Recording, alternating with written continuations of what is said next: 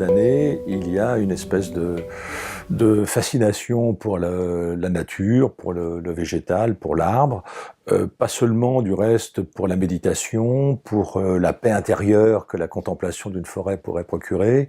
On introduit de plus en plus, et je trouve ça très bien, le végétal et l'arbre dans les thérapies, dans les maisons de repos, dans les hôpitaux. Tout ça est une excellente chose. On peine encore à le faire pour les cours de récréation, ce qui serait pour moi un impératif total. La fascination et le succès, parce que c'est des tirages énormes de livres hein, de toutes les nationalités vis-à-vis de l'arbre, eh bien, et plus généralement le végétal, ça va avec cette idée que avec le végétal, on se réapproprie une chronobiologie qu'on a tendance à perdre nous-mêmes à cause de nos horaires contraints. Et donc je pense que c'est une espèce de compensation vis-à-vis d'une très grande violence qui est celle de l'homogénéisation de nos temps, qui passe par la redécouverte d'un temps beaucoup plus capricieux, beaucoup plus changeant, qui est celui de la nature. Un de mes amis qui m'apprend beaucoup de choses, qui s'appelle Gilles Clément, explique ce qui m'avait un peu étonné la première fois, que la forêt est un lieu pacifique, qu'il n'y a pas de guerre. J'avais pas très bien compris en quoi la forêt aurait été épargnée par la guerre. J'ai mieux compris ensuite lorsqu'il expliquait que dans l'ensemble des écosystèmes qui constituent une forêt, ce qui prime, c'est la coopération à la compétition. Donc on n'est pas dans une approche darwinienne de la forêt, ou avec la loi de la jungle, c'est-à-dire que c'est le plus fort qui s'en sort.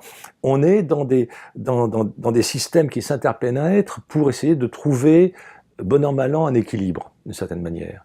Donc ce n'est pas une guerre entre des armées belligérantes, c'est plutôt une sorte de pacification contrainte. Il faut faire avec. Si je vais vivre avec l'autre, ben, il faut que je lui laisse un peu de territoire et que je ne l'agresse pas.